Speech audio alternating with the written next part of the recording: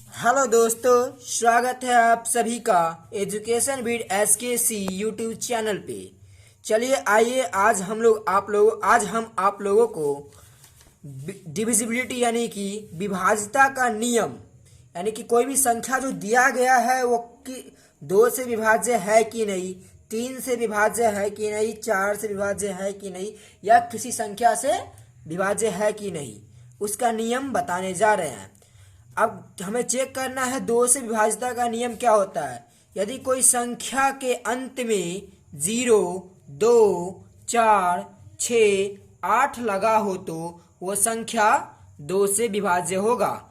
अन्यथा अगर उसके सामने 1 लगा हो, लास्ट अंत में 2 लगा हो तो विभाज्य होगा, लेकिन 3 लगा हो विभाज्य नहीं होगा। चलिए इसका कुछ उदाहरण देखते हैं। जैसे 420 दिया गया, इसके अंत में 0 लगा है तो 0 आ रहा है तो यह 2 से विभाज्य होगा।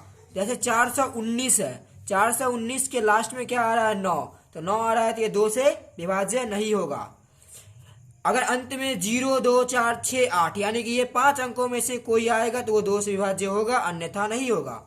जैसे 422 के अंत में 2 आ रहा है तो ये 2 से विभाज्य होगा। अगला है 431 के अंत में 1 आ रहा है तो ये 2 से विभाज्य नहीं होगा। 439 के अंत में 9 आ रहा है तो ये 2 से विभाज्य नहीं होगा। इसी तरह 463 के बीच में लास्ट में 3 आ रहा है, 2 से विभाज्य नहीं होगा। अगला है 436 के लास्ट में 6 आ रहा है, वो 2 से विभाज्य होगा। 438 के लास्ट में 8 आ रहा है, वो 2 से विभाज्य होगा। अब हम 3 से विभाज्यता का नियम पढ़ेंगे।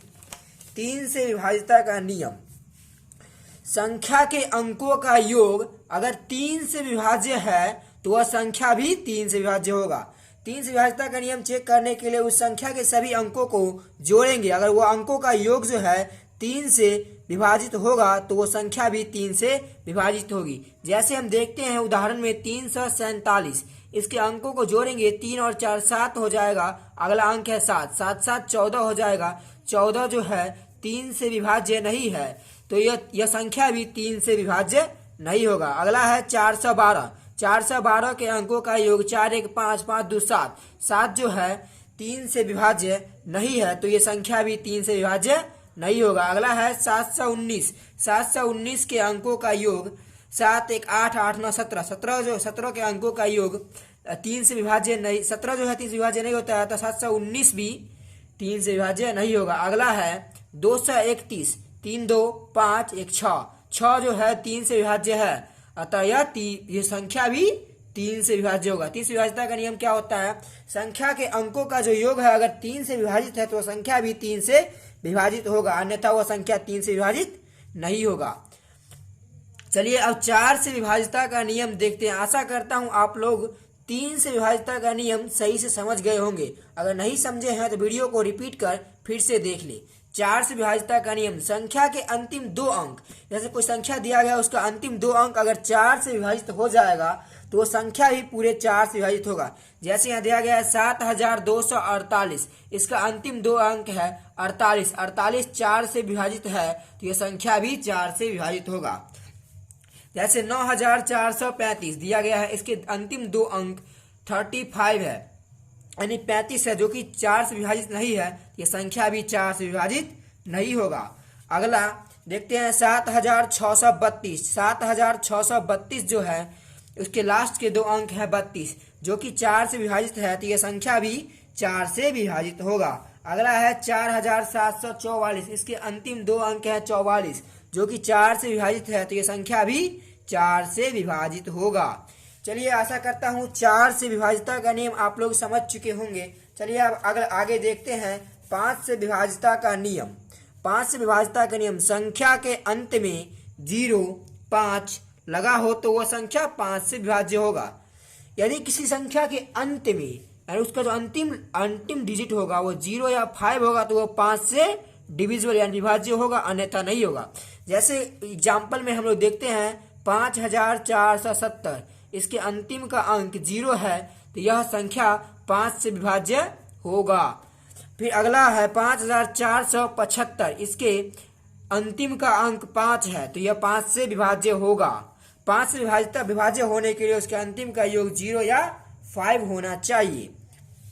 इसी तरह देखते हैं 54,751 है।